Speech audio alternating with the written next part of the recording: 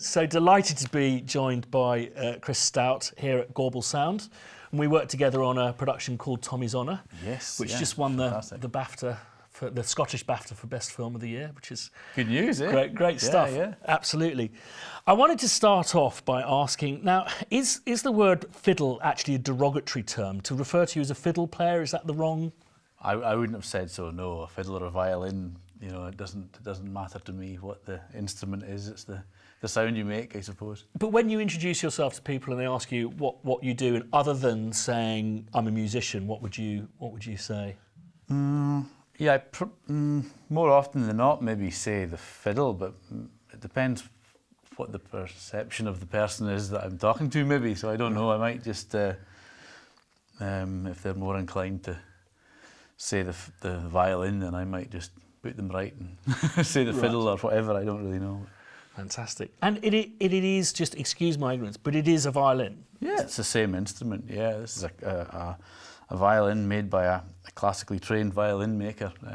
Music that I play mainly now, although I studied classical music a wee while ago now, but the music that I was brought up with and the music that inspires my own compositions and my own playing is traditional music, which I suppose the term fiddle is more closely associated with that. And is the playing style very much different from just a technical point of view? The strings are tuned the same, and yes, absolutely. Yeah. We do use different tunings, but not in. It's the most common would be the standard tuning that's used by a classical violinist. Yeah. Right. Mm-hmm. And hearing you play, I noticed that there was a much more use of double stops than I think is common in classical music. But also I noticed lots of like unison double stops and stuff, which I'd not actually heard before on a violin. Yeah, this is, I suppose, we don't really think about it too much. It's very much down to the individual, and it's not stuff that would be written down in scores. I think it would look terribly complicated sometimes if you try to write down the way traditional players play. But we do use a lot of double stops, especially when you're playing unaccompanied as well. That's, you know, just you always sort of, I think you naturally want to create some sense of harmony when you're playing tunes, and to colour the notes in different ways with the other strings, and the unison sound is great, you know. I love that, you know, when you have the fourth finger on the string and resonating with the open string. It's a lively sound, very, you know, it's quite stark in a tune. We use that a lot. So you say you studied classically. Is that how you started, or did you start on the fiddle playing traditional, or? Actually both. I was brought up in a community of traditional music, and my father plays the accordion, traditional music, but he also plays the organ, so he would be playing church music, you know. So I've been kind of, the earliest music has always been both. I've never really made a distinction between what is classical, in inverted commas, or traditional music. So when I went to school, my training, the way I was educated in this instrument was through classical music, but at home and in the community, going to clubs and playing music clubs, I would be playing tunes, and the social aspect was with folk music. And as my career has developed and I've learned and become more confident as a musician, as well as being able to draw both those sides into one thing, which is what I am now. And when I write and play, I try to honour all the music that has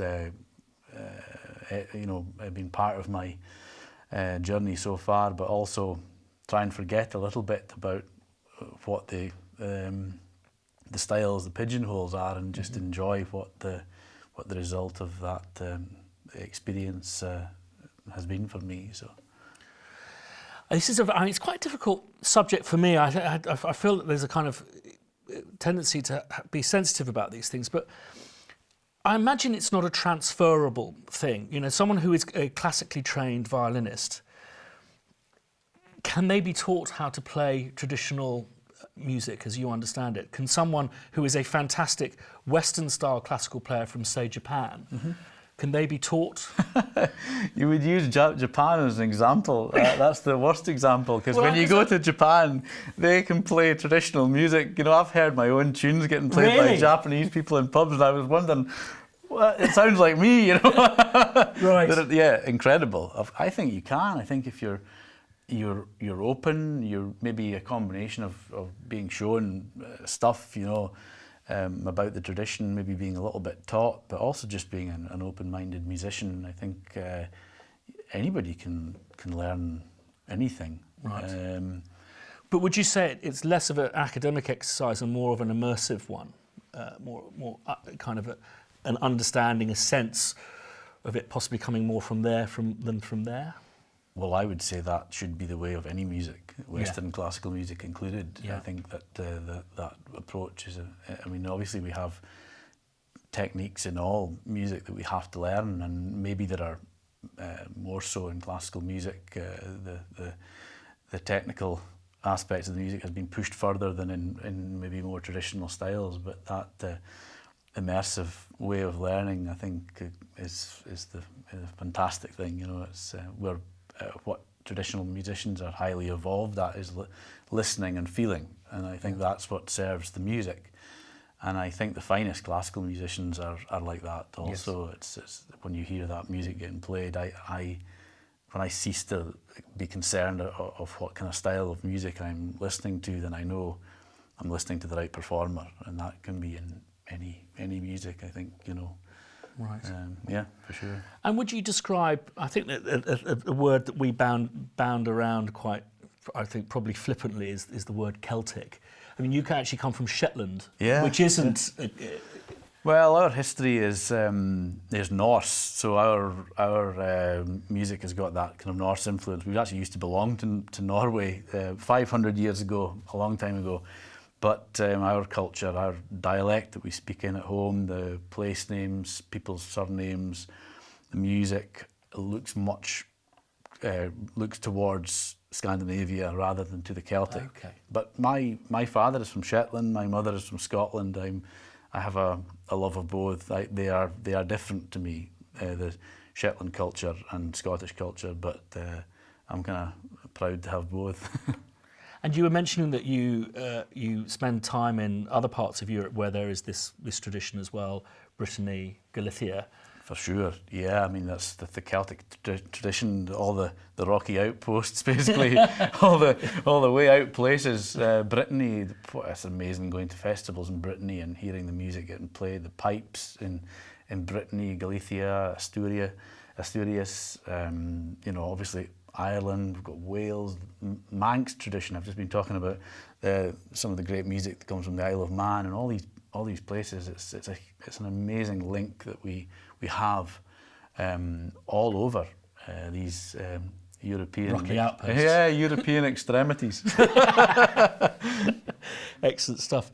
This interview is part of this kind of Caledonian issue that we're doing for the Spitfire Audio Journal. And we had the great pleasure of talking to Patrick Doyle earlier this week, and we've been visiting different studios in Scotland, and I've spent a year living in Scotland. And I get the sense that there's something really brilliant happening here at the moment where traditional music, where music in general is concerned. There seems to be this less kind of segregated approach that I would be familiar with down south, things being categorised in different forms. And I think you mentioned that earlier, that it's an exciting time. Yeah, I think so. I'm very blasé when it comes to pigeonholing things because I think I have that luxury. I've lived in Glasgow now for a long time, and so I can't really compare it too much to other places, but I know that the environment here is a very inclusive environment where the musicians from all different walks of life are coming into close contact an awful lot, which is brilliant. I think that the identity of all these different types of music, our own traditional music, through jazz, classical music, and all this, they're upholding their own traditions very well. But also, what's happening with this sort of cross-fertilization as well, we're all beginning to have a strong identity in the music, and that we can all be part of that, which is wonderful. And I'm meeting people that I was studying at music college with 20 years ago now, who are playing in orchestras, and we're having a great time comparing notes about music and talking about music and being inspired about the same concerts and the same experiences, and it's great. You know, it's really creating a wonderful scene here in Scotland, and I'm delighted to be part of it. And from what I can see, it's involving young people as well. For sure. One of the biggest changes happened in the last 15 years was when they started a degree in traditional music. Right. That's been fantastic, because this injection of young people coming into the city, and then there's a whole scene of music happening every night of the week. There are people playing in pubs and bars as well, which is that's another aspect to it, which there was a little bit, but young people are being able to spend their days learning and having a real strong respect for the tradition on the same level that has been taught, that classical music has been taught for hundreds of years now. Sure.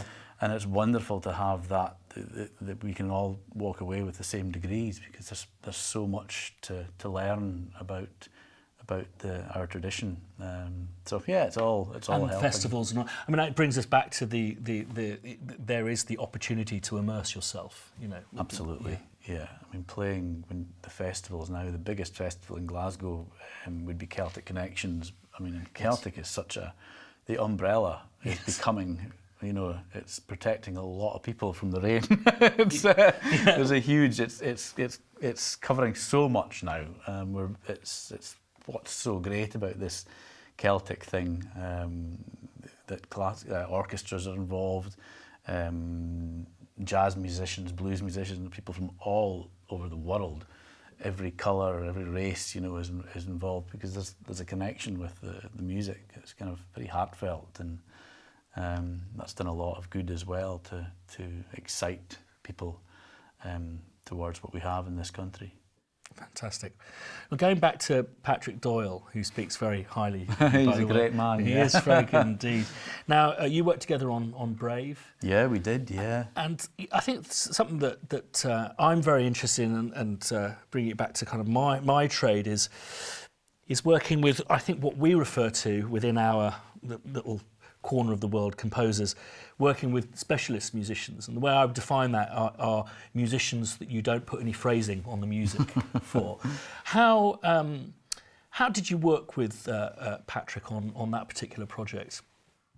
Yeah, well, Patrick wrote, I suppose he wrote quite a lot down. I mean, I did study classical music, so reading phrasings doesn't come completely unnaturally to me. Absolutely. However, sometimes you kind of have an instinct that they maybe don't mean that, you know, or you point and you go, and I'll say, would you like it like this? And yeah, you know, or you can talk about it, but writing phrasings down can be a dodgy territory sometimes when we just want a bare skeleton score and hear to what's happening around us. But as a performer, I have to say, my instinct is not always correct for that either, because the composer is absolutely in tune with the film. Yeah.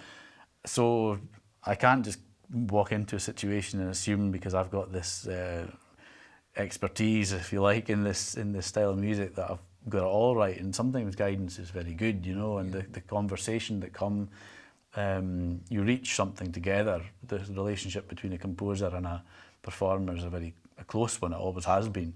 The closer the better. I think when the performer, I think that's one of my philosophies in music generally, that I don't really like the distance between the composer and the performer that has kind of evolved. I think that it's a beautiful thing when the player and the composer get to chat and you reach a higher level. And I think working with Patrick was helped me in that process as well. So yeah, he's a great man and an amazing composer. He is, absolutely. And something that I always do as a composer, I think, is if I'm going to work with someone like yourself who brings a lot of colour to it, I tend to try and record that as early as possible, because the interpretation is something that I think can be, because can be so colourful, it can be something that the directors need time to get used to. And I remember when we were working on Tommy's Honour, we kind of did a safe version and then a fruitier version. Right. Which one did you end up using? It was always the fruity. But it was lucky because the director on that was a Scot. So he was wanting a bit of fruit. Scottish fruit. Good, yeah. There's not much of that, really. Raspberries. Excellent stuff. I guess where I'd like to end is you know, talking about younger people becoming interested in traditional music. You know, where, you know, for people anywhere in the world, where would they look? What kind of outlets or any kind of pieces of music or anything would you recommend people looked into as a starting point? Or festivals, or, you know? Well, Celtic Connections, I just mentioned that. Yeah. That's